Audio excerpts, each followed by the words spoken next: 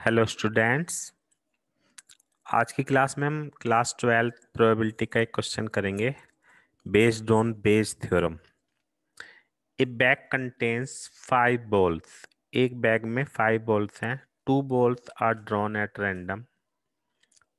उस बैग में से हमने 2 बॉल निकाली हैं and found to be white. और वो जो दोनों बॉल निकाली हैं वो वाइट बॉल हैं, ये गिवन है। तो ये गिवन हो गया। तो जिन क्वेश्चन में एक चीज गिवन होती है उसमें हम बेस थ्योरम या कंडीशनल प्रोबेबिलिटी अप्लाई करते हैं।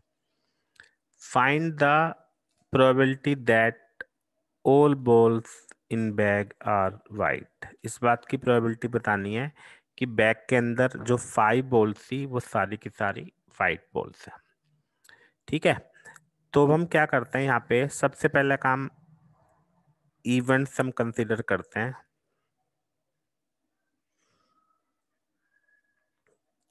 हमारे पास क्या क्या पॉसिबिलिटीज हैं।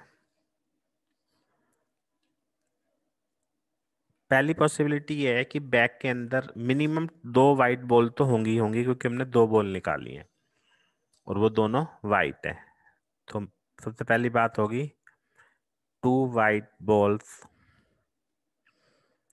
इन बैग, कि बैग के अंदर 2 वाइट बॉल हैं। दूसरी पॉसिबिलिटी 3 भी हो सकती हैं।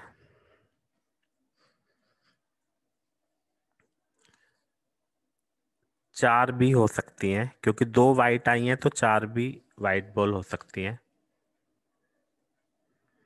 और एक और पॉसिबिलिटी है कि 5 भी वाइट हो सकती हैं।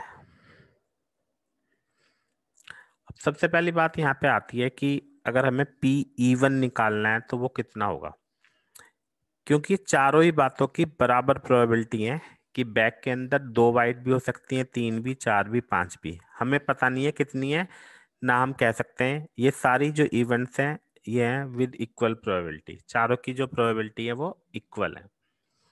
तो चलो, वो लिखने से पहले हमें देखना है कि हमें गिवन क्या है। 2 वाइट बॉल्स, तो ए इवेंट ले लेते हैं। बोथ बॉल्स आर वाइट, जो हमने निकाली है वो दोनों वाइट बॉल है। अब हमें सबकी अलग अलग प्रोबेबिलिटीज निकालनी पड़ेंगी। तो सबसे पहले P_E1, PE2,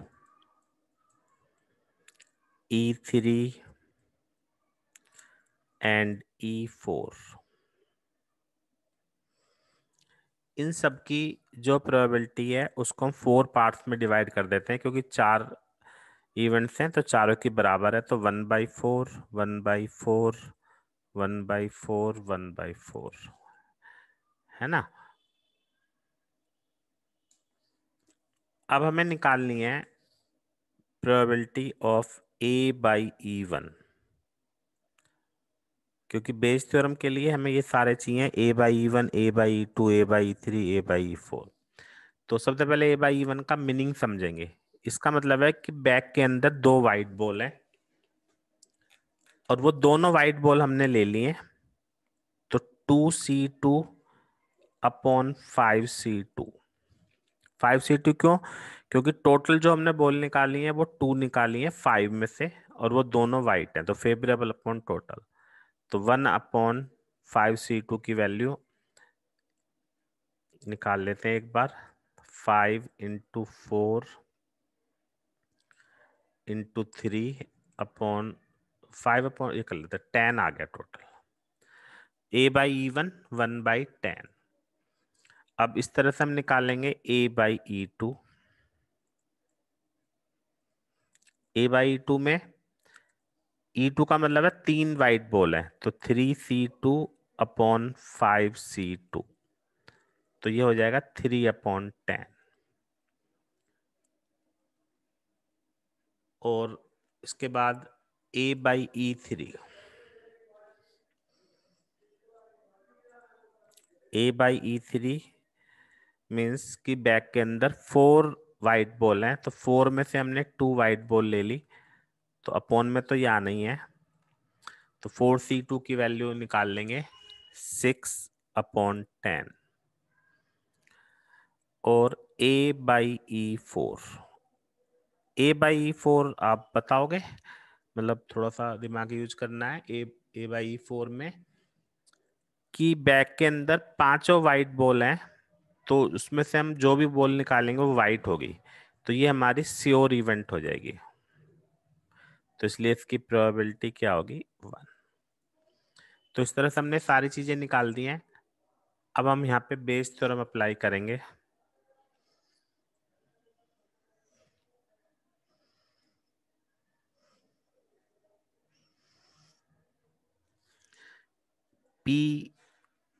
Pe4/A हमें फाइंड करना है, क्योंकि इसका क्या मतलब है कि दो बॉल जो निकाली है वो वाइट है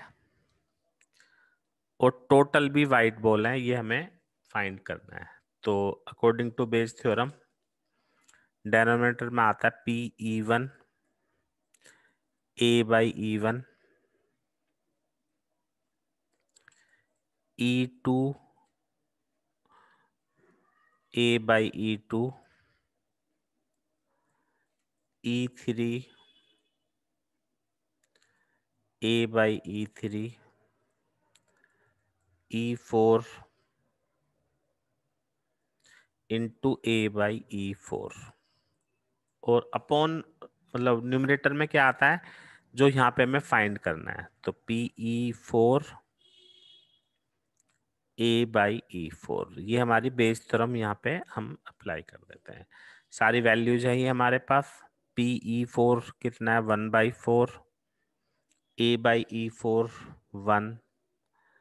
डिनोमिनेटर में 1/4 इंटू वो कितना था? 1/10।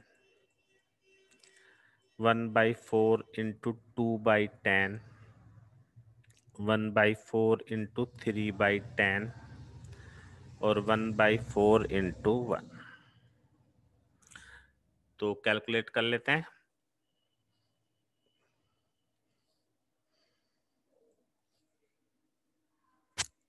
1/4 अपॉन, इन सभी में आप देख लो 1/4 कॉमन है, तो अंदर कितना आ गया? 1/10, 2/10, 3/10 और यहाँ पे 1 है तो एलसीएम लेके यहाँ पे 10 आ जाएगा। ये इससे कैंसिल हो गया। 10/13 16।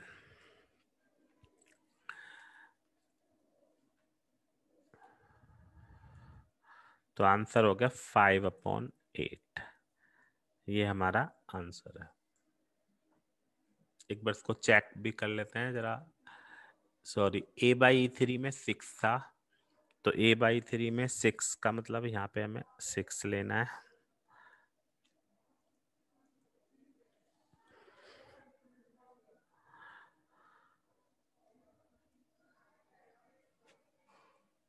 और यहाँ पे भी हमारी मिस्टेक हो गई है 3/10।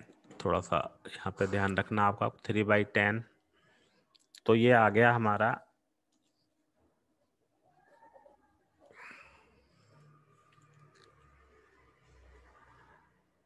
10/20 यानी 1/2। तो ये आंसर है। तो ये जो मिस्टेक हो गई थी आप इसको करेक्ट कर लेना। उम्मीद है सभी को आ गया होगा समझ में। बेस थ्योरम का काफी इंपॉर्टेंट क्वेश्चन है और अभी स्क्रीन पर आपको प्लेलिस्ट नजर आ रही होगी जिसमें प्रोबेबिलिटी के काफी इंपॉर्टेंट क्वेश्चन है, वहां से आप वो भी देख सकते हैं। Thank you very much.